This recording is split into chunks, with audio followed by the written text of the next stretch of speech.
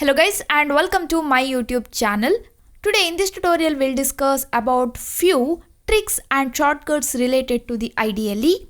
If you are using Python IDLE to execute Python programs, then you should know about these shortcuts and tricks. So first I'll open the IDLE. So here I'm using IDLE dark theme. How to change the IDLE theme, about this I explained in the previous tutorial. You can go and watch that. You can see how we can change the theme to dark theme. So here in the IDLE shell, first I'll take few statements. Here I'll take a equal to 10. Okay, so I took few statements here. Now the first trick in the IDLE is, if you want to copy any statements in the Python shell, you can place the cursor at the end of the statement. For example, now I want to copy this b equal to 2. So I'll place the cursor here. Next you need to press the enter key in the keyboard. And here we can see it will copy that statement.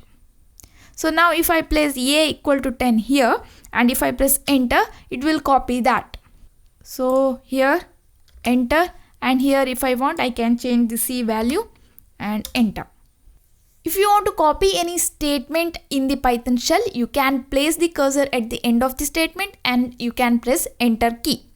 You can use this trick for the conditional statement as well as loops also. For example, here I'll take if condition, and so here we can see I used an if condition here. Now if I want to copy this, I need to place the cursor here at the end of the statement and I need to press enter, and here we can see this is copied now. Now if you want, you can change this like this. There is another way also. You can select this, you can press Ctrl C, that is the command to copy, and here to paste that you need to use Ctrl V. You can copy and paste like this also, but the easy way is you can place the cursor at the end of the statement and you can press enter. It will copy the required statement, right? So this is the first trick. So the next trick is, sometimes you want to see or execute the last run command. So to get the last run command in the Python shell, you need to press Alt P. You can use capital P or small p.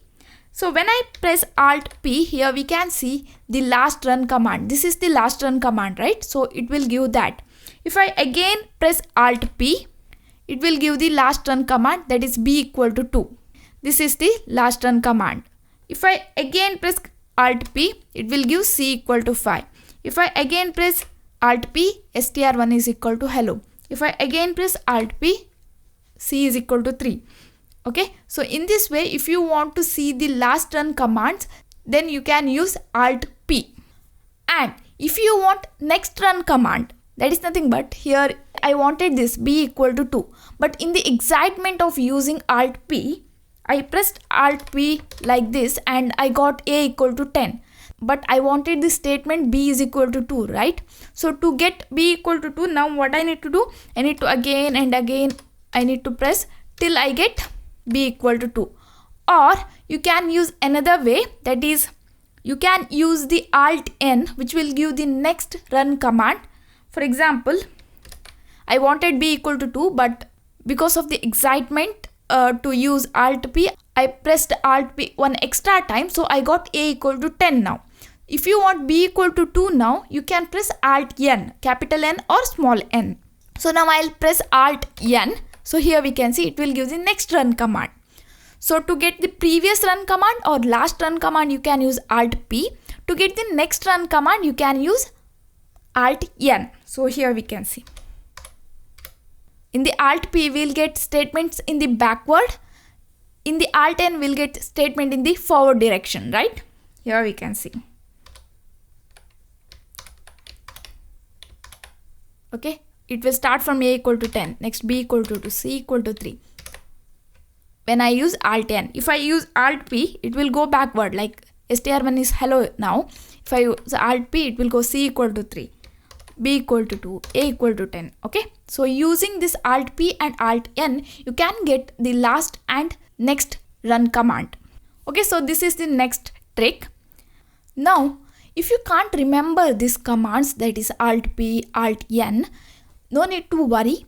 You can go here shell, and here you can see previous history. So to get the previous run command, previous history, you need to press Alt P, and to get next history you can press Alt N. Here we can see.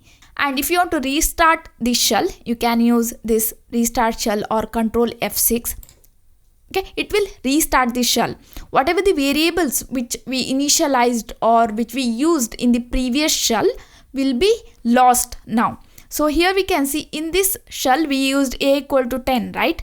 But when I restart shell, if I try to access a, I'll get error because we restarted the shell. So whatever variable we initialized in the previous shell will be lost. So this is about the shell. Next, if you want to open up the new file in the IDLE, you can go to the file tab and you can press new file, or you can press Control N. Okay, so if I press Control N, you can use lowercase n or uppercase n, and it will open up the new file. It is untitled, and you can write the code here, and you can save this file using Control S, or you can go here file and save. Here also you can use lowercase s or uppercase s. So you can save file here, and to run the file or to run the program, you need to go to run and run module, or you can press F5. Okay, so this is about the few shortcuts and few tricks related to IDLE. So you can use these tricks whenever you write the Python program using IDLE. So that's it for now, guys. Thank you for watching. Don't forget to subscribe to my channel. I will meet you in next class. Till then, take care.